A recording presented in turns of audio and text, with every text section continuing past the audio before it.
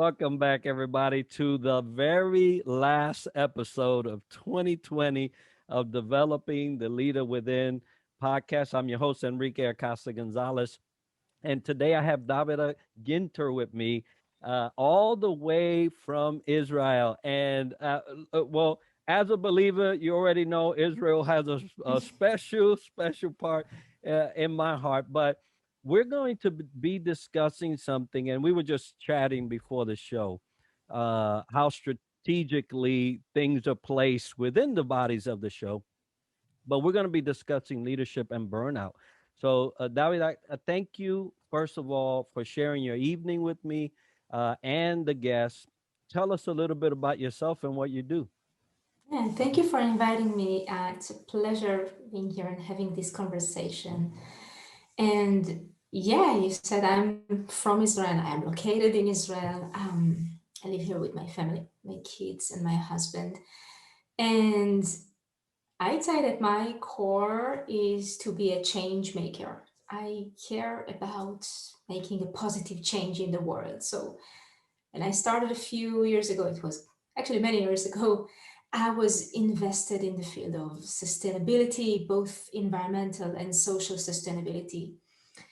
And I am still very passionate about this field, of course, and the intersection of this with leadership. So I have been working with leaders to mobilize social and environmental change. And while doing that and working on that mission, I noticed so many of my colleagues and the people I've been working with burning out in that process.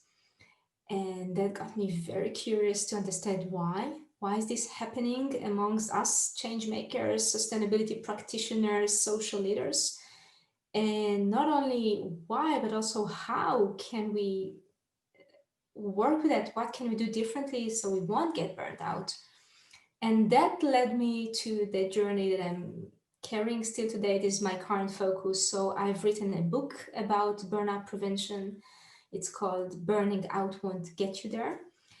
And I have started working hands on with burnout prevention, cultivating well being, helping, supporting leaders and then organizations with, cultivating this well being and emotional resilience. And this is what I do. This is my current focus of myself and my team. Yeah, that's about me. Oh, I love it. And we had discussed the book briefly before we started. And folks, at the end of the show, I want to make sure that you get the information on the book. I'm on the order list right now, right? Because I want to read it, I want to digest it, I want to be ready, and that's why we're going to be talking about that specific topic today. 2020 uh, will be ingrained in everybody's mind that is alive, whether you're a child or an adult, full grown, in way in age. There's never been a challenge like we've faced this year. For the entire world, right? So this not just a stateside thing. It's not just a Middle East thing. It's not just an Asia thing. This is everyone all at the same time. So burnout is an issue that we are all facing, or at least have the great potential to face. And so that's why I wanted to end the year covering this specific topic to prepare, well, first of all, to identify and then go through the processes of what does that look like. And also at the end of our talk, we're going to be talking about preparation of next year, which is just around the corner, and how do we get there. So thank you for all that you do in the field of burnout, all the talks that you have, because you are impacting our workforce like you would not believe. So thank you for that. So let's go right into the questions Mm. concerning burnout, because I'm sure plenty of people want to know. First of all, I would like for you to discuss maybe what burnout is, because it's a name, we know what that kind of is, but what does it really define by, and what does it look like? Yeah, and that's a good question to start with, because sometimes people, just throw in the conversation casually, I'm burnt out, just like people say, I'm depressed. And maybe people are not burnt out just as they're not clinically depressed, which, by the way, are totally two separate things. And so, burnout, by definition, is the state in which someone suffers chronic or continuous stress. So we all face stress in life, and that's perfectly fine. Stress by itself, it's not a negative thing. We can deal with stress. It can actually push us towards pursuing our goal. That's not a problem. The problem starts when stress becomes chronic. It becomes a daily challenge and it piles up. So many stressors, and we are not managing that well. Therefore, the definition of burnout is chronic stress that has not been successfully managed. But it is related to work. It doesn't have to be a paid work. It could be a mission that we are working on. It could be a project, maybe even a voluntarily one. But it's something that we work on, and burnout is related to that. But that's the formal definition. I have my addition to how burnout looks, feels, and being defined. And I always see burnout also as a lack of choice, or what we perceive as a lack of choice, and erosion of our freedom. So many people are burnt out because we think we can't choose our priorities, or setting boundaries, or that we don't have time for self care. So, those are just different pieces and bits out of bigger issue of burnout. But just to give an example how this lack of choice look like. And burnout is basically, as you said, so what does it look like? It feels like big exhaustion. That's one of the biggest sign of burnout, being exhausted. And it's not just physical exhaustion. When someone gets enough sleep but they are still tired day after day, it's a sign of emotional exhaustion, being projected physically. And burnout is also seen as feelings of um, cynicism and being negative towards your work or your mission, maybe your colleagues, maybe your boss. So you suddenly feel disconnected from what you're working on or working with. And lastly, burnout is usually seen and being spotted by a feeling of reduced effectivity and productivity. And I'll add to that creativity, because we can't create when we are in a survival mode. So this is basically how burnout generally looks and feels like. It could differ, of course, from one person to another, but that is usually the common um, state that is being seen as. That's wonderful. Thank you for that descriptor because it actually provides a tangible thing to a definition. Usually we don't get that. But Mm. now people will be able to see, oh, yeah, that, hey, that's might be a sign of that this person is burning out. And so, which brings me to my next thing is, I've been one that has been affected by stress to the point where you feel burned out. I mean, the stress was so overwhelming that it paralyzes you. And you talked about the lack of creativity. Talk about somebody that's always used to being on his toes and speaking, and my mind would shut down. You would try and there'd be nothing. And so I know that full well. So having experienced that, you having seen others experience that, what can I do if I'm exhibiting those signs of burnout? In yourselves or within others? Yeah, let's say I'm asking like in a personal level, not just me, but Yeah. as a person, if I'm noticing signs and it's looking and it's sounding and it's feeling Yeah, like it's yeah. burnout, what can I do? Yeah, so now when I started this journey, as I described for the book, I've interviewed many people, change makers, leaders all over the world. I wanted to know if it's different from one place to another, from one country or even continent to another. And the more I explored into that, the more I gathered personal stories, but also advice being shared. So I kept asking, what would you do differently now, looking, in hindsight? Or I went to experts from different fields and asked, what would you advise um, change makers, entrepreneurs, founders, educators? What would you recommend them to do in order to guard themselves from burning out? And I kept getting advice on this personal level, on the individual level. But at some point, it felt like I was questioning that, is this enough that individuals will take all the responsibility to prevent burnout? And after a long query with this, I realized that absolutely not. So it's a shared responsibility of the individuals and the systems they are operating within. It could be organizations, it could be the workplace, it could be their families, even. But coming back to your question, what one can do, if I need to divide it very generally, so one is a set of personal practices to maintain well being in order to prevent burnout.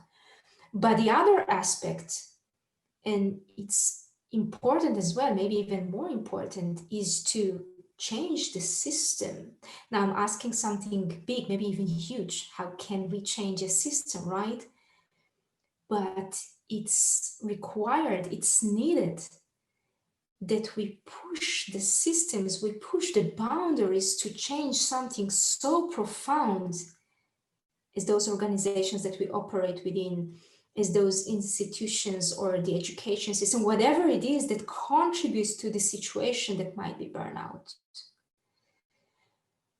Going back to the individual. So I'm going in rounds here because this is life, right? Life is complex, it's a spiral. But going back to the individuals, what we can do. Well, first, we don't need to blindly follow other people's advice. That's the first thing I always say. That could be even more harmful. So if I see, I don't know, for example, another person meditating and they say, oh, it's really helpful for me, like for them, it doesn't necessarily mean that I need to do exactly the same to maintain my well being. And don't get me wrong, I have nothing against meditation, but I wouldn't want to enforce any advice on anyone. This is so personal. So, the first thing, do your self inquiry. You know, listen to advice, right? Observe those practices, but choose for yourself what serves you in the best possible way. So, those could be mindfulness, but also movement or creativity or self reflection through journaling, sports, whatever it is, arts, whatever it is that re-energizing you and helps you maintain this well-being on a regular basis. Because when I see people work hard like all the time, and again, nothing wrong with working hard, but getting stressed, and then they run away for a retreat and say, all right, so this will solve the problem. No, it won't. We are going back to the very same system, the very same routine that got us stressed out and burned out from the first place. So what, right? So what we want to do is to change this routine by or through those well-being practices. We want to do something consistent that supports our emotional well-being and resilience to prevent burnout. And this is on the individual level, of course. Yeah, no, I love what you just said, especially the part of, and when you said it, it likened in my head a scenario of self medication, right? You don't go to this pharmacy and just pick out of a shelf Hmm. something that say, "Oh, that helped me with upset stomach," or let me use it. You don't do that. Eh, More importantly, not only in your physical, but in your emotional. and mental well-being, you don't want to self-medicate just because it worked with someone else. And I love that you bring Absolutely. it up, because this journey is singular. We're affected by others, but the journey is singular.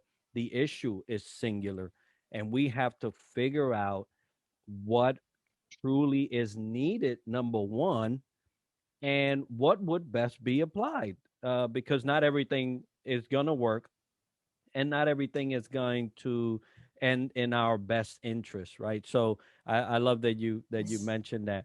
Um, so since we're on a leadership podcast, and we're talking about things that not only affect us personally, but also can be uh, affected by a leader. Mm. Let's talk a little bit about a person in leadership that is now seeing things, spark off as a possible burnout situation for one of your coworkers or one of your counterparts. Um, Maybe one of your bosses, because hey, everybody's subject to it. What, as a leader, what can I do to help others if I see this, popping up? Yeah, and I love this question because I believe this is so true. This is our responsibility as leaders to prevent this situation. Um, and this is exactly, it corresponds to what I said before. So the system is also responsible. But what is the system? The system is people. The system is people, and it's being driven by people, and is being led by those leaders.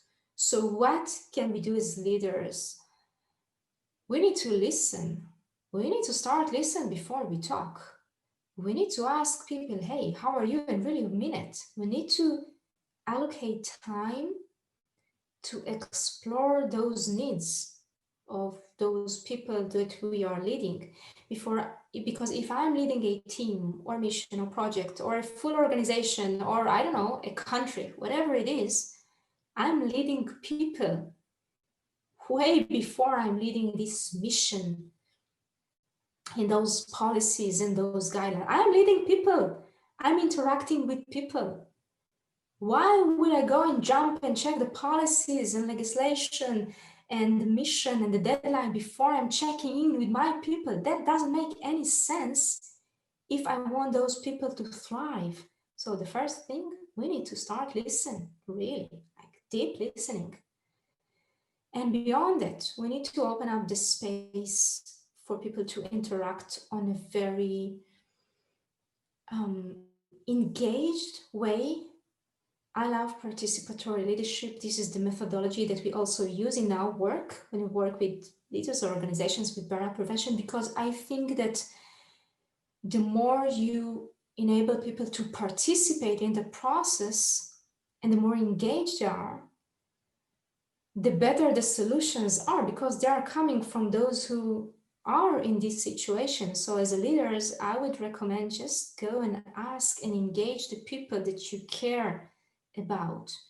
They have the wisdom, they have everything. They need the space to be heard and involved. More than that, and that goes back to that system that I mentioned before, as leaders, we need the guts to change what need to be changed. If I'm working within even a company, a business company, right? This is the common example. And I see that something maybe serves the bottom line, but my people are depleted, are burnt out. There's something wrong there. And I've sat with CEOs and asked them, what's your definition of success? And they said beautiful things about the organization. And then I said, hey, you didn't say anything about well being in your definition of success. They said, oh, like what? There was a moment of silence there.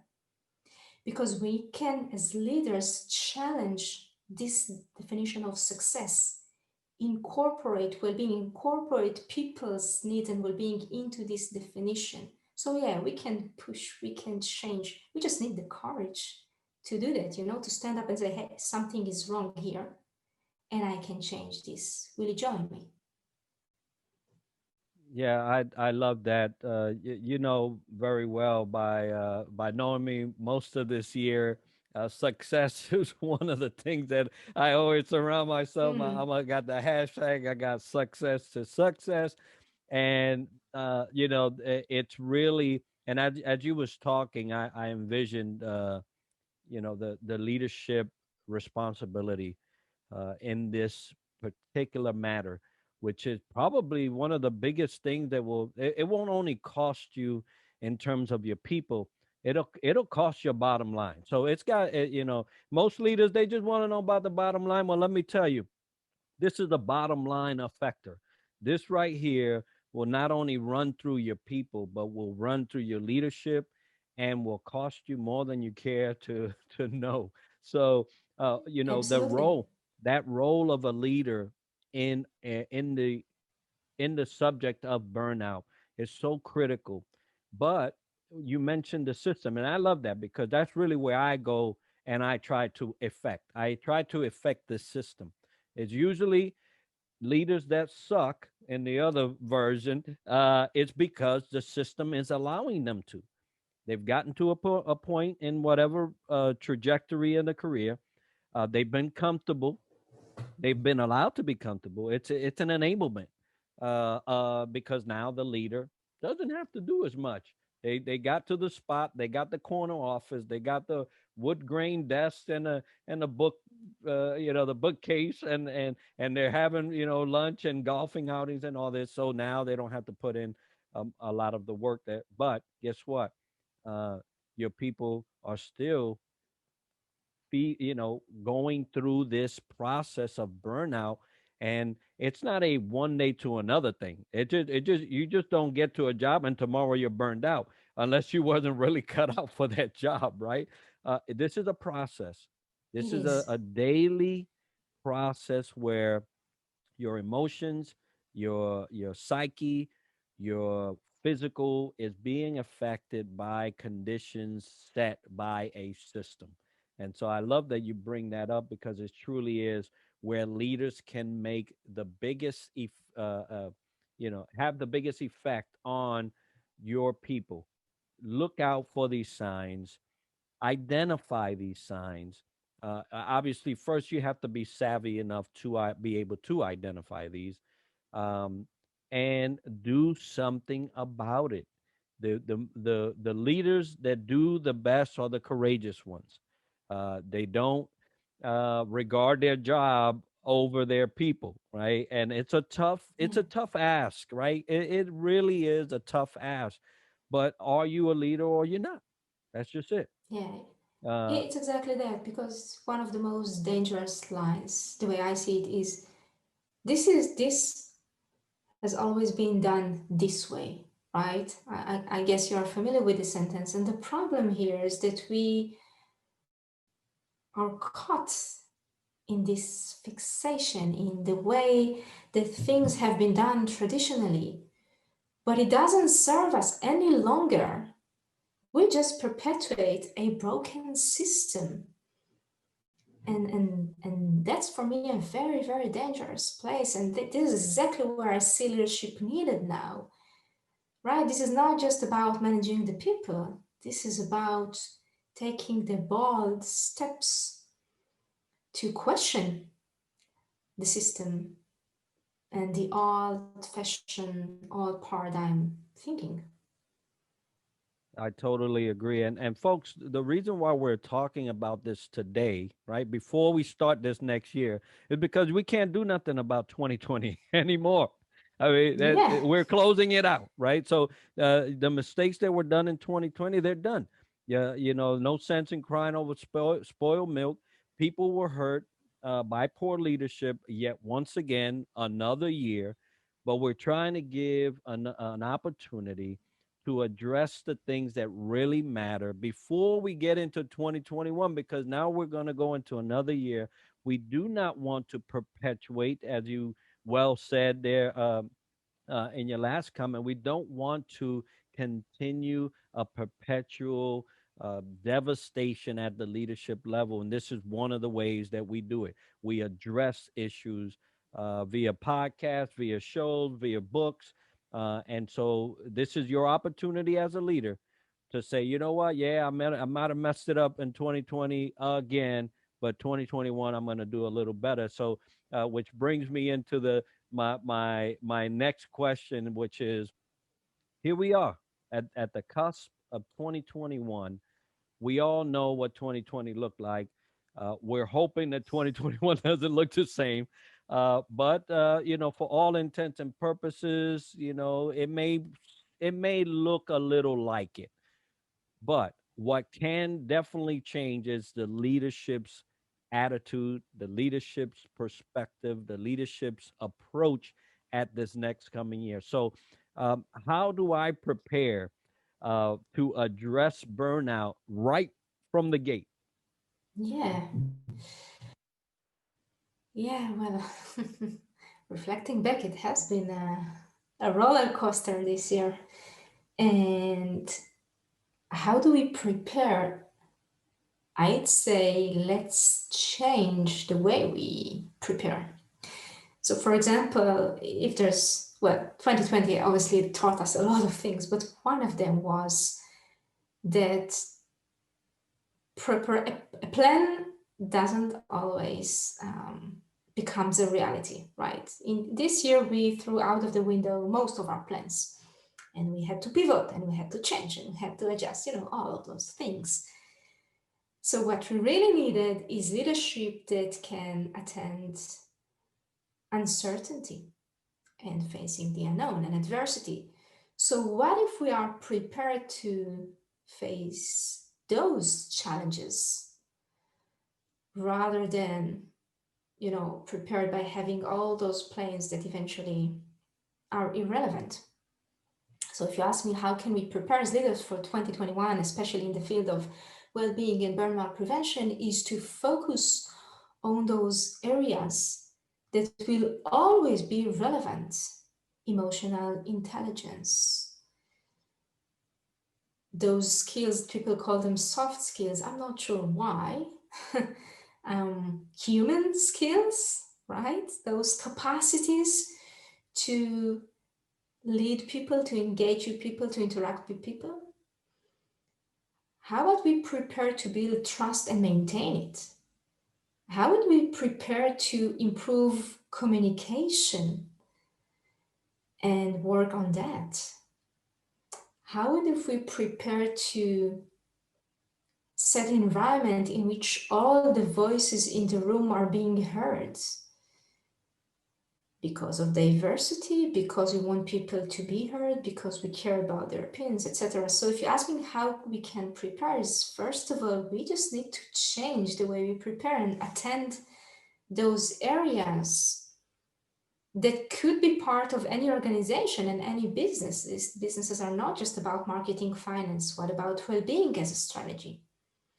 But that brings me to the other type of preparation, which is to actually treat well-being as a strategy. Strategy by itself is, again, not a bad thing if it allows you to navigate within this frame. So you have a vision, either marketing, finance, or well-being, and the way there is flexible enough so you can work in complexity. And this year has shown us how complexity looks like. So the preparation could be to incorporate well-being in a strategic way that allows us to walk with ourselves and with the people that we are leading towards well-being, and just be ready for whatever comes, because we are more resilient that way. Yeah, I love that. And folks, if you're in leadership or you're in the executive suite, you're listening to this. This is your opportunity. Let it not be said that you did not hear it. If you didn't hear the podcast, I give you an excuse. But if you heard this podcast, and this is your opportunity to treat some of these things as part of your strategy. That was well said. I love that. Everything in corporate is usually wrapped around some type of strategy. If you have not incorporated the things that we've gone through already, right? 2020 should have done one thing. It should have taught you some things. And if you did not uh, plan to bring that in to your next year's strategy, hoping that you will be back to normal, whatever that was, in 2019. Then what you're doing is you're negating the lessons of 2020. You have to incorporate wellness, stability, and bring people to the table that normally weren't.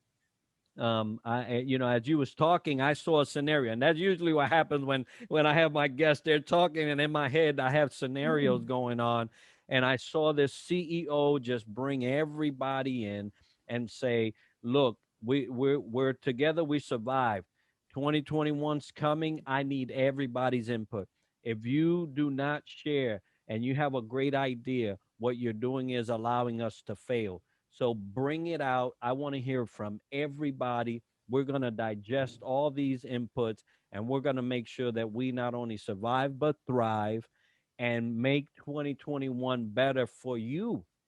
Because I was yes. having a discussion with my wife, and it was around customer service, and how people would address some customer service representatives, not in such a nice way, right? They're just trying to do a job, Mm, but there's a responsibility on leadership to put out some type of policy that will not let a customer run over their customer service representative.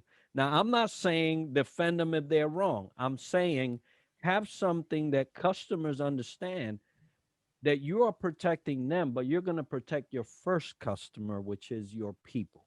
And so, if we mm. had leadership like that, customer service would be very Yeah. happy and a lot of people would Yeah, thrive. no, that's interesting, and that was actually my first job many years ago as a customer service representative, and I didn't like that job. Really, honestly, I didn't like that I ran away on time before I got burnt out, but that was part of the reason that I felt that no one is supporting me, right? Neither the customers nor the system, and that felt like a very bad place to be. I want to say about this scenario that you just described, that this is beautiful how you describe it. That this, the CEO sitting with all the people and having their input. I love this, and I want to say more to that. That this is a real. It's not just an imaginary scenario. This is a real thing that can happen, and the reason I know that is because we have done this for a few years now. This is how we run. Um, this is our methodology. This is how we work with teams and leaders and companies. And I absolutely love those situations in which the top management totally gets that they don't know what they don't know. So they bring everyone in, and those are the most beautiful and profound processes because you know you have everyone's input. Those are the transformative um, processes because they go bottom up and up to bottom, all across the board, and they really change to the deep core of things. So I love that you described this scenario because I've seen this happening and I would like to see more of those, not just from the few companies that are really, I want to see more. This is totally our objective for the coming years. Yeah, and I agree. I'm on board with more companies adopting that type of approach to their people. It is what I teach executives and leaders that are struggling and college students. Um, but it's one thing to teach it, is another thing to see it happen, right? So we want to see it happen. Yes. We want folks, whether you get to talk to me or not. Hopefully, you're listening and say, "Okay, hey, that's a good idea. Let me do that." Because your people deserve it. Yes, they're getting paid. Okay, they're coming in for whatever time frame that you have them designated to come in to do whatever designated job that you have them to do. But there's a secondary responsibility to your people. You're there to make sure that they thrive at your company, not survive, which is mostly what people do. They survive one job to hop onto another job and survive there until they retire, and then they call it quits, right? So let's not Yeah, yeah, this let's change the narrative. Let's change the dynamic of our environment and help our people out. exactly. Exactly. And this disengagement and when people are not being valued, that's a bigger cause of burnout than the workload. Don't start with the workload, start with, value your people and their opinion. That's a big one. That's key here in burnout prevention. Wonderful. Well, David, the book that you had published, where can people get that readily to start reading and preparing? We just talked about a strategy for 2021. How can they prepare, and where can they get that? The book is available on Amazon, both as a print book and as an ebook, and hopefully soon enough as an audiobook, but that's still in a process. It's called Burning Out Won't Get You There. And yeah, I hope it will help people to change something, even start with one step. Well, we'll definitely be putting that as part of the video. So look out for that if you're listening or you're watching on YouTube. I'll have that as part of the notes where you can get that. And if somebody wanted to talk to you and discuss burnout situations at their company, how can they do that? Well, first of all, I love to talk about this topic. So I do welcome anyone who just need to talk at the beginning before we do anything. Just to open up this conversation is so important. Just talk about this issue. People can find me through my website, davidaginter.com, or through LinkedIn. I spend quite some time there. I love this platform, so I'm available there as well, as you probably know. And yeah. Outstanding. Well, we're coming to a close not only with our show for this year, but with the year itself. So, leaders, I hope that you have enjoyed the content throughout the year. I was talking to the Vida. We dissect the leader. A leader is not just a position; it is multifaceted position in life, and it requires a lot of attention personally and externally, and folks coming in and helping you out throughout your process. But it's a very technical thing to get into. It should not be get into lightly. You should be thinking about the many things that you can affect as a leader, and the many ways that you can actually promote enrichment and success of your people.